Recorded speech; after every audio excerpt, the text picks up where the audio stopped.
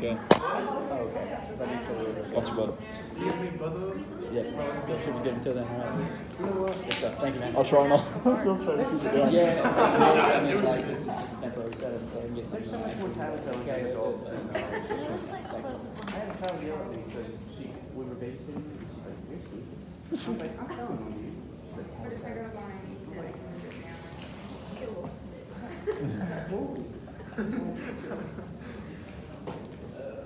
Like, what do you do?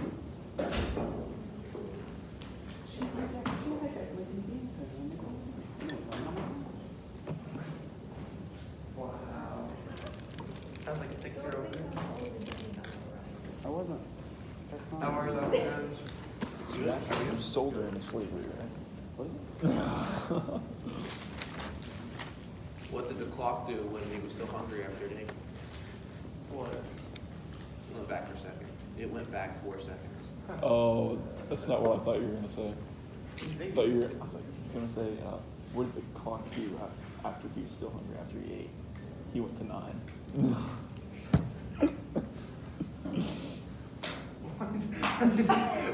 See? Because it was 8. What was 6 afraid of 7? 7, 8, 9. 7, 8, 9. Are you kidding? Yes, we do. We will. Come sign us. What? I have to buy school supplies. I've lost all my pencils. I've almost out of paper. Are you serious? I have not had to buy a single pencil or pen. Aha. Pen. You find them everywhere. Yeah. Don't be afraid to take them out. Someone else is gonna Ooh, pick that's it what up. I'm on. Let's go. It's like pen communism around here. Dr. Jones, do you want to get served? Yeah. If you leave one, Do I want to what? I think that's Sure. more of ours, by the way. Sonic. And Yoda, It's like Careless Whisper. What? they're the eyes and Oh, like face. face structures. I didn't pick that up. Okay. It wasn't that disturbing. I actually like it. No. It looks really creepy on Sonic. Why? It's not very hard work. Sorry. Probably has Star Wars on my mind. I've been watching a lot of Star Wars.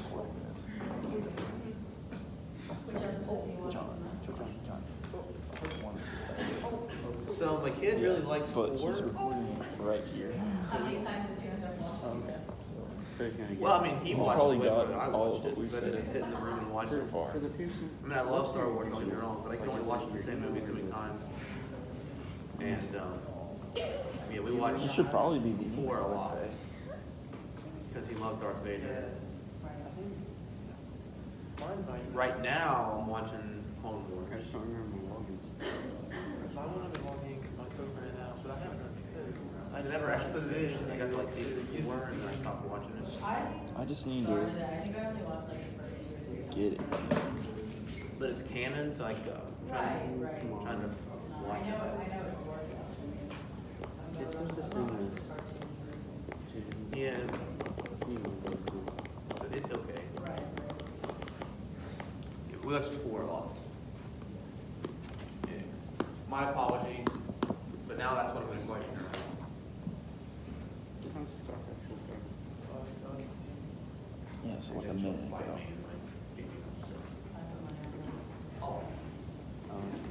What about fighters? He's a lover. Huh? He's a lover. Donald Glover. Yeah, I wouldn't put my money on myself in most fights. Like my 3-year-old beats me up, so. Oh, are you supposed to do fight back? What is it? Are you supposed to fight back? Yeah, I do. He just takes me down. Put your 3-year-old in the face. Oh, there go your baby teeth. I saw a meme the other day that said, I saw a kid that said 90s music was oldies, and I've never punched a kid before, but it was tempting. Something like that. I was like, 90s music is not oldies. But I guess, you know, Mhm. to some people it is, right? What is it? Or 2%. Did you know that 1990 is as far away as 2050? Yes, I do. I saw that too, and I feel really old. Thank you. No, me too. No, you're not.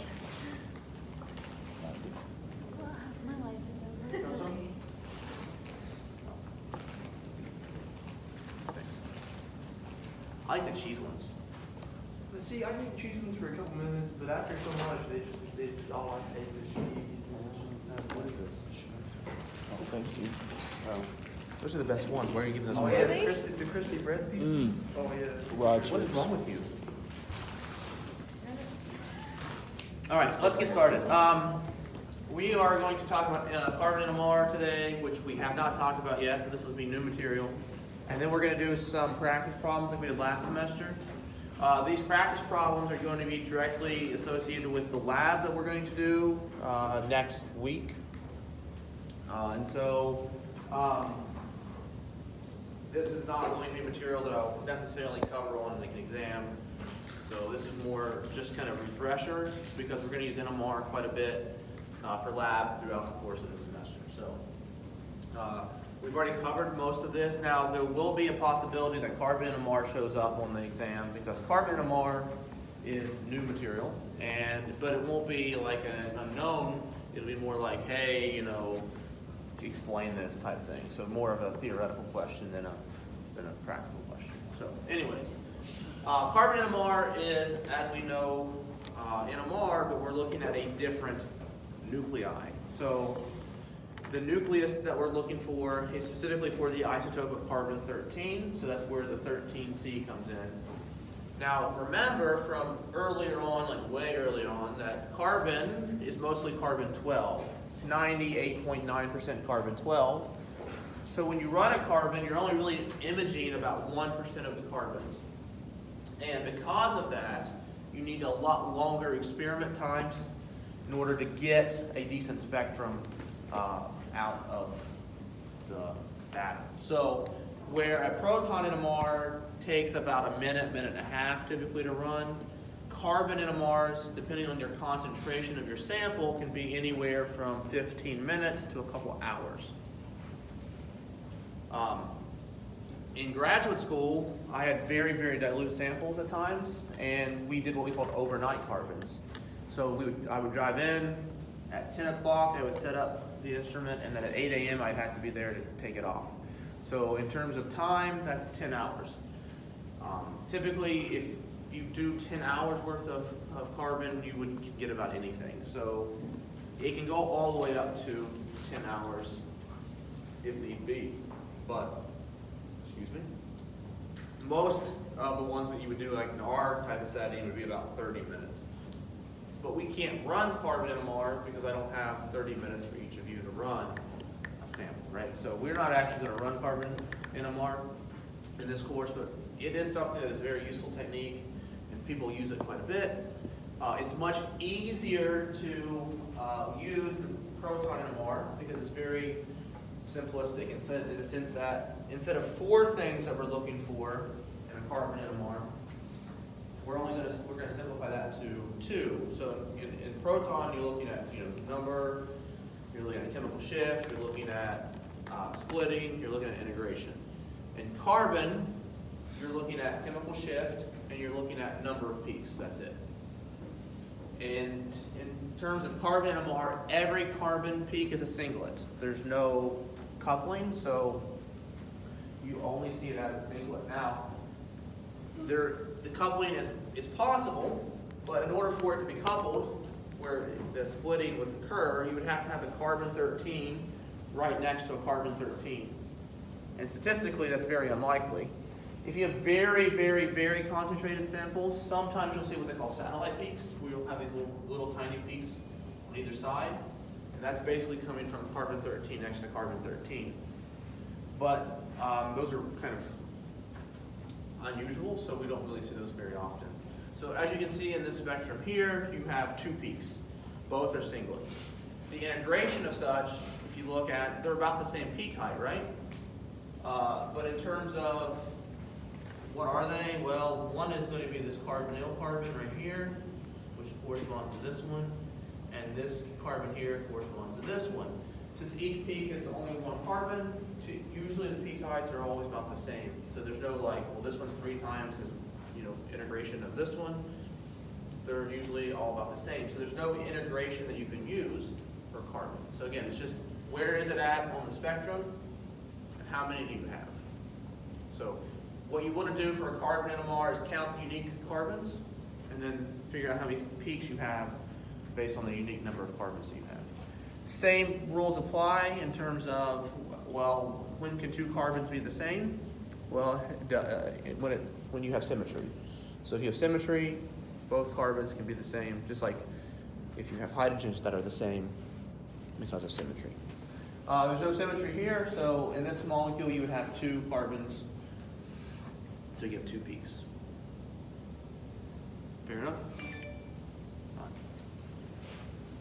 Notice here that the range is 0 to 200. In proton NMR goes to about 0 to 10. Here it's about 0 to 200. So the scale is much larger. But in terms of, and there's reasons for that we're not going to get into, but in terms of where things fall within, it is roughly the same areas as proton NMR. So if you were looking at a proton NMR, way out here would be things that were attached to like aldehydes or carboxylic acids. Notice that, your carbonyl is in about the same spot. And over here in a proton NMR would be where like CH groups would be. Here you have the CH3 group. That carbon is in the same general vicinity that it would be in terms of a proton NMR. So they fall about the same general vicinities. I can't talk. You know what word I'm trying to say, right?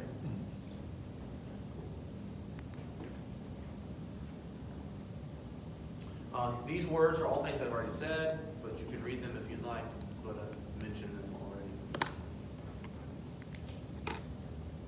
So here you have symmetry. Symmetry in terms of the molecules of both carbons are the same. You only have one signal. Here, no symmetry, so both carbons show up as a singlet. Here, no symmetry, so you have all 3 carbons showing up, so you have 3 signals. So a question that you might get on the exam would be like, here are 2 molecules, which carbon spectra goes to the molecule? So you would basically have to figure out how many unique carbons does this one have, how many unique carbons does this one have, and which one of those corresponds to the spectrum. So maybe I'll give you a spectrum that has 3 peaks. This molecule would have 3 unique carbons. This molecule here would have 4 unique carbons. So it would be the one with 3 peaks, right? So that would be kind of the kind of question you would get on the exam, where it says, match which molecule goes to this and why. And you're like, oh, well, it has to do with the number of unique carbons. Because that's really the only information you can really obtain from that. In terms of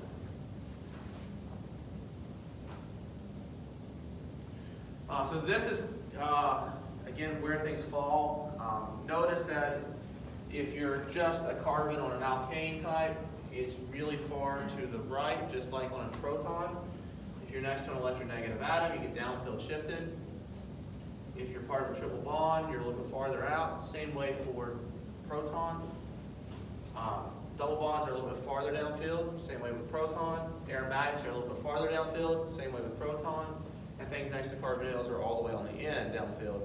Same as proton. So the general flow, again, is the same as proton NMR. So in terms of like the order of downfield shift, they're the same for carbon as they would be for proton. The scale is much larger, but that's it. That makes sense? So if you overlap where things fall, they fall roughly the same spot, but the numbers are much larger for carbon. I'm hoping I'm making that clear. No one's asking questions, either we're completely lost or we're good.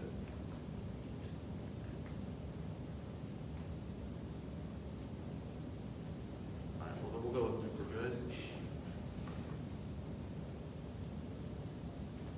And then there's some more examples. So what I wanted to do today was go through some NMR like we did last time. And I've mentioned as well, MRI and NMR are pretty much the same thing. Remember we said that MRI used to be called NMRI, but they dropped the nuclear part because people see nuclear, they think like nuclear energy, nuclear bomb, atom bombs, things like that. instead of nuclear meaning nucleus of the atom.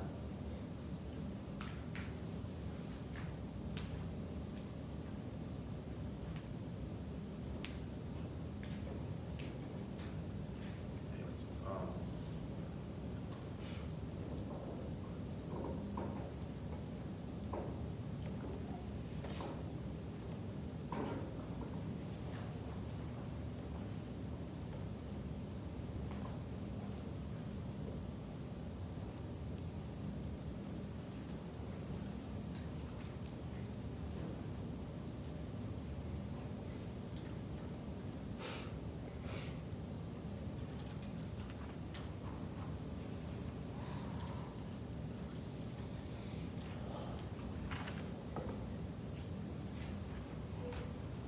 So what I like about these ones that are Notre Dame, they do have carbon.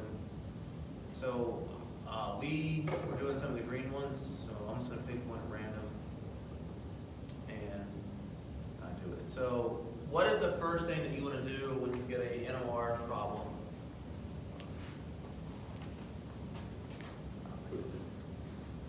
What's the first thing we did? What is it?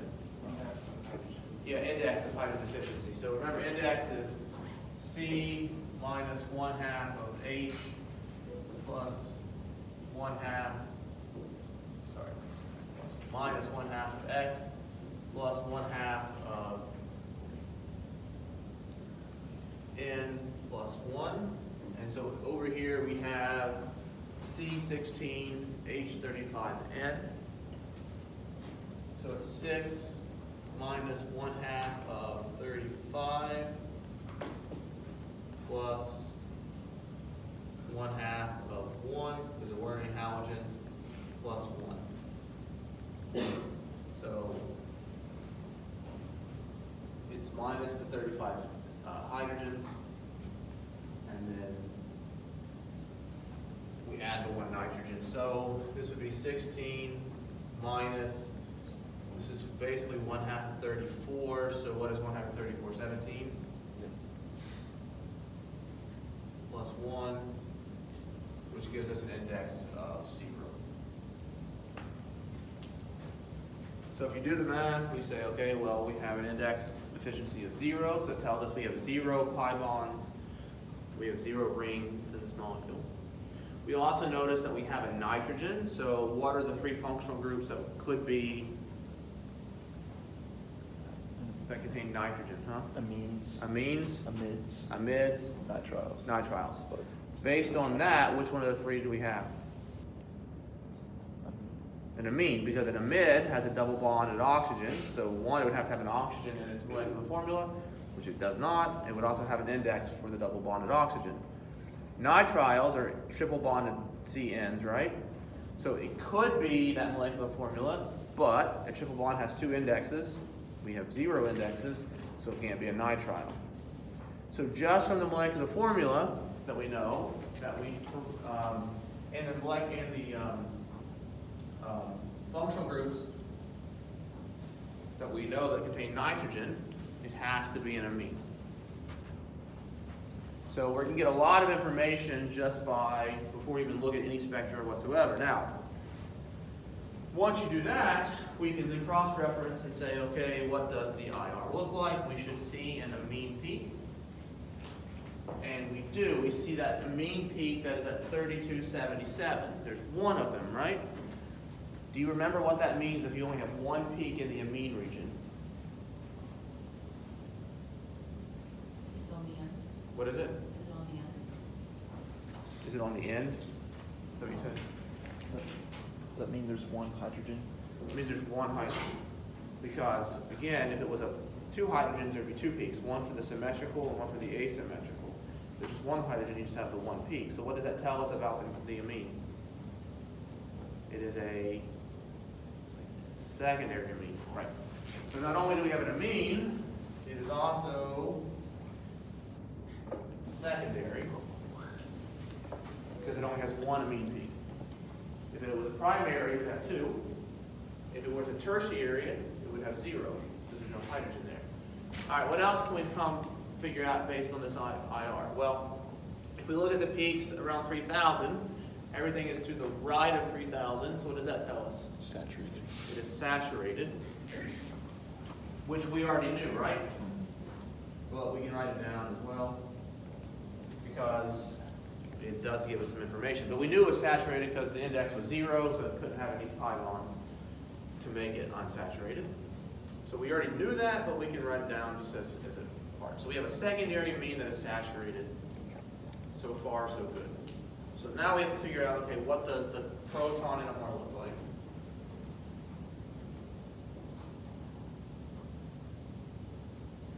What is this peak right here?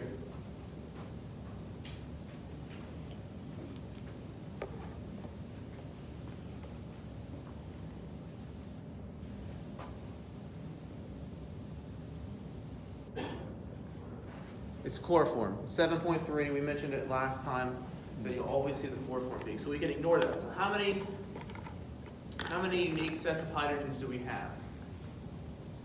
How many peaks do we have? We can zoom in on that as well. And this one's a little bit, in terms of gray area, how many that we have. And I'll tell you why here in a second. How many do you does it look like we have?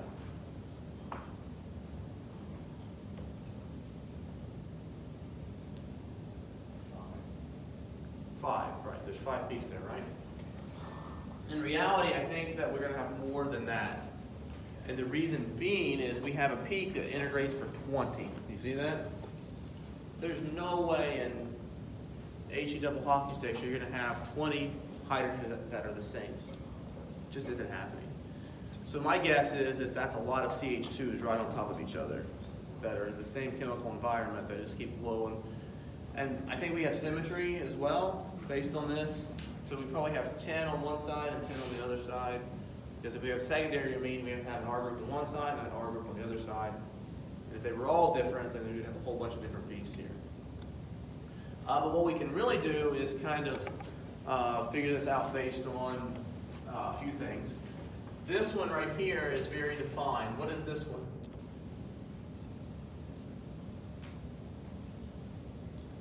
How many peaks?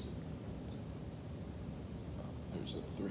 So it's a triplet, right? And this one here, we can probably determine as well. The other ones are kind of messy. What is this one here? It's a singlet.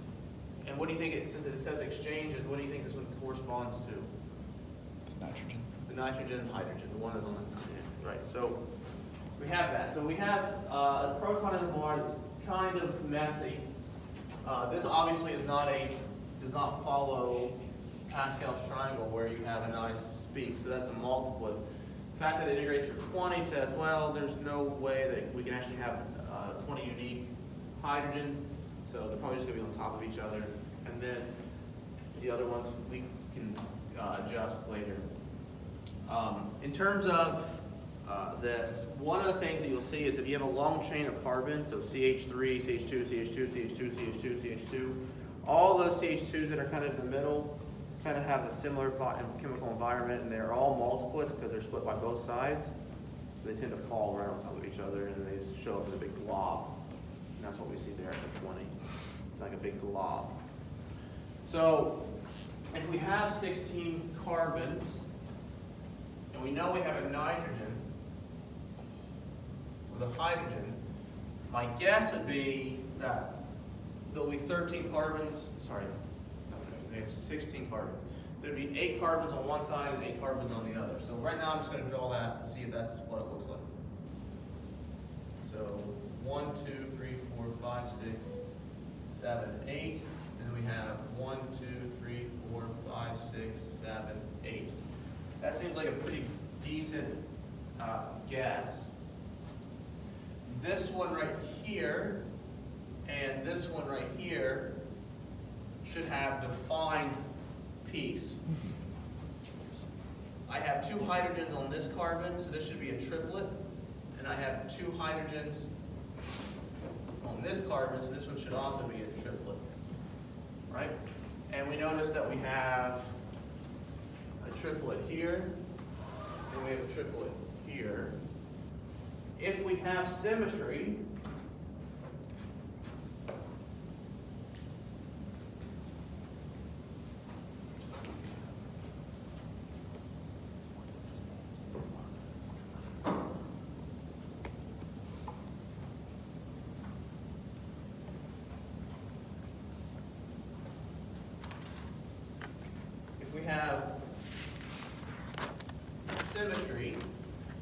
this one and this one would be the same, right? So it'll be a triplet for how many? 4. 4, so we have a triplet for 4H.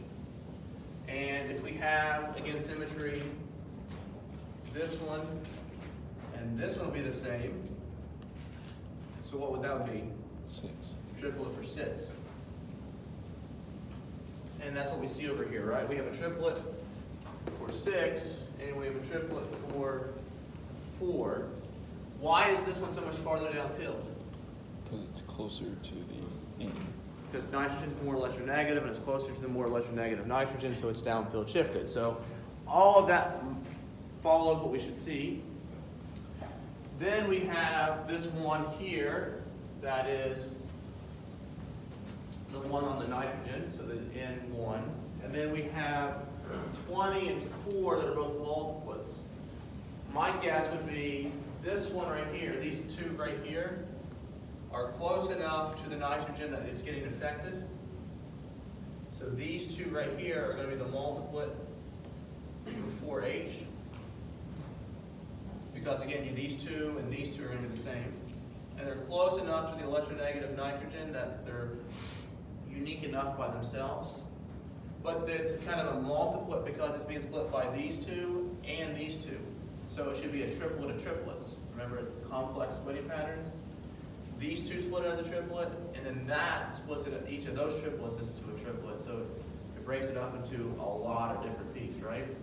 We have 9 peaks that are kind of on top of each other. And then what we see on top of that is all of these guys are pretty much the same. Sorry, not all of these guys, including these ones here, sorry. All of these guys are pretty much the same chemical environment. And so we have 2, 4, 6, 8, 10. So we have this multiplet for 20 because those are going to be the same as those. And so 10 on each side, and so it makes sense. All right. So based on the proton NMR and the IR and the mass spec, well, we haven't looked at the mass spec yet, and the index, that's probably a good guess as to what we have. Now, let's apply this to the carbon. How many carbon NMR peaks should we see? So how many peaks in the carbon should we see? So new information, right?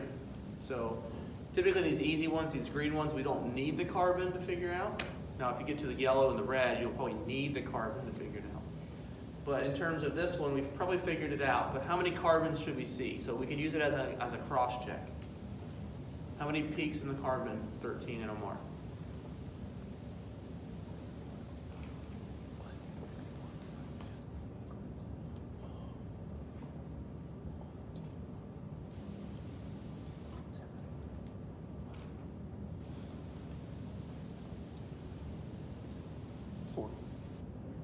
We would see 4 peaks.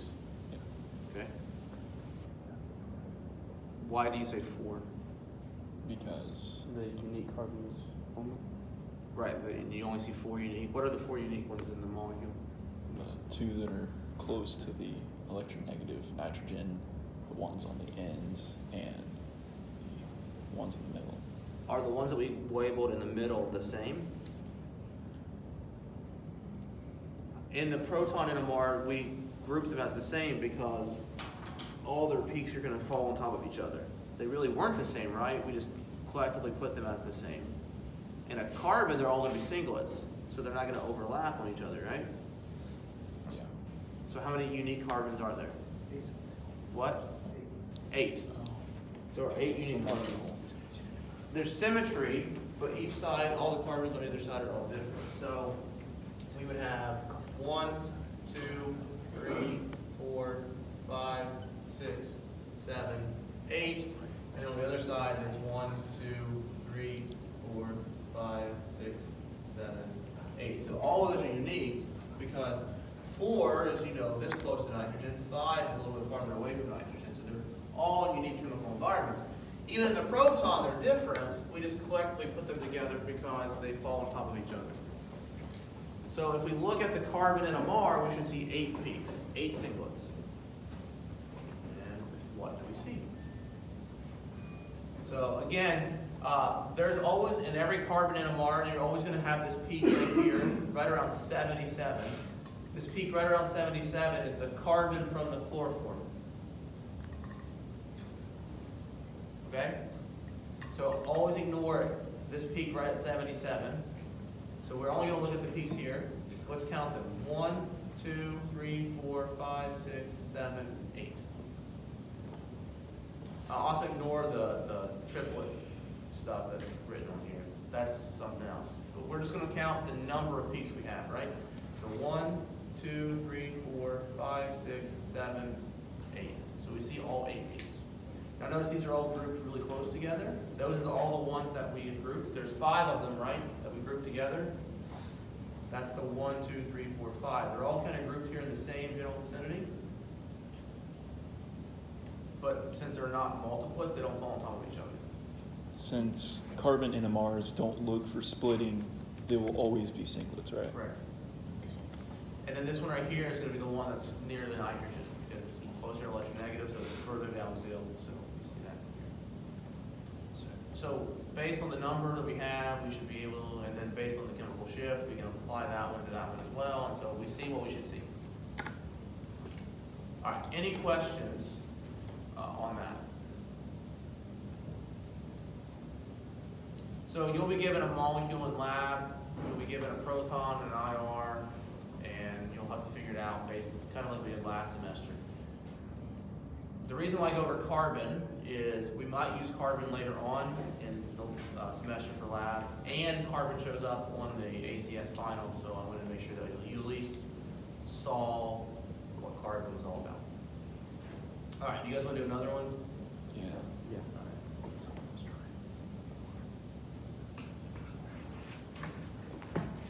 Let's do a yellow one. Oh, spicy. All right, so this one might be a little bit harder, but we might need carbon to help us out. So, all right, so let's erase what we have for this one. Index of hydrogen deficiency.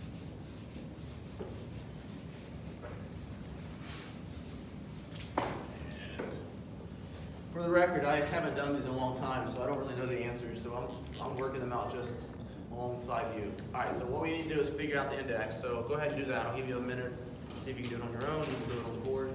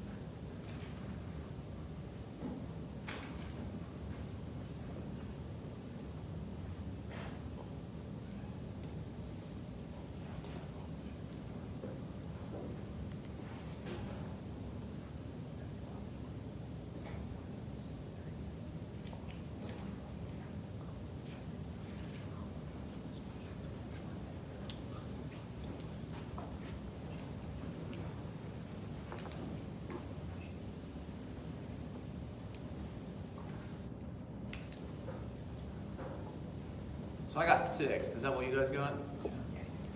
All right, so what does that probably tell us? Based on what we have in the molecular formula and what we have in the index, what does that maybe lead us to? So what kind of information, clues do we have?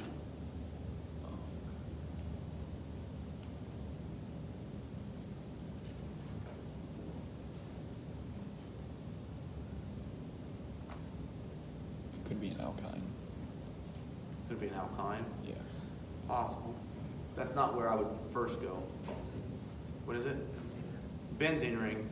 So my first thing would be a high index. Anything higher than 4 is probably a benzene ring. Does benzene count as 1 or like Benzene counts as 3? 4. It has 3 pi bonds and a ring. Okay. So benzene is 4. And then what else can you guess based on the molecular formula here? What is it? Could be an amide. So I know probably with high certainty that we probably have a benzene ring of some sort, and then with the nitrogen and the other oxygens in present, it's probably going to be in the mid as well. So 3 things that I see right off the bat. 1, I have a benzene ring. That's probably a good indication. The other index may go with a mid because I have nitrogens and oxygens. And then the third thing is I have 3 additional oxygens, even if I have those 2, which means I have to have an additional functional group in there or 2. So right off the bat, what I would say is, okay, this one's much more complex than the first one, because usually the green ones have 1 functional group. These yellow and these reds are going to have multiple functional groups. So I know that I'm going to have to look for a variety of things. So we can go on, we can look at the IR and say, okay, what does the IR look like? So is there anything that you can obtain from the IR? There's a hydrogen peak past 3,000 on the left. Yeah, so we have a peak past 3,000. Now it's very broad and loopy. So what does that might be able to tell us? An alcohol. What is it? An alcohol, right? Okay, so an alcohol is typically centered around 3,300.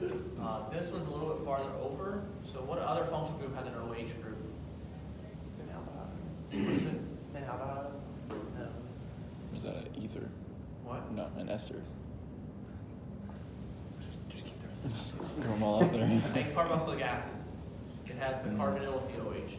My guess is because we have a lot of oxygens here, and we have this further down a little bit, it's probably a carboxylic acid. And then we have the peaks that are down here in the fingerprint region that don't really tell us much. We do have this peak here at 1313 that's pretty intense. That's probably a carbon-oxygen bond. And then we also have the things that would correspond to the benzene ring over here, the ones around 1600. So the IR really doesn't give us much. It may give us carboxylic acid, it's really hard to tell, so it might give us that additional information. I'm not sure, but if we do have a carboxylic acid, we should have like hydrogen exchanges in the proton. So we can look at that. And we do, we have this hydrogen way out here around 11 and a half. And if you look at where your things should fall, the only thing that falls past 10 is carboxylic acid. They go from 10 to 12. So we have this one here, way out here, 10 to 12. We also have this one here, that's a singlet right around 10. What could that one be?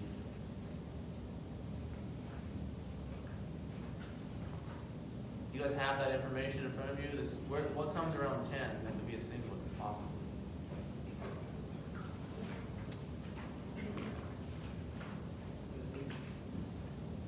What is it?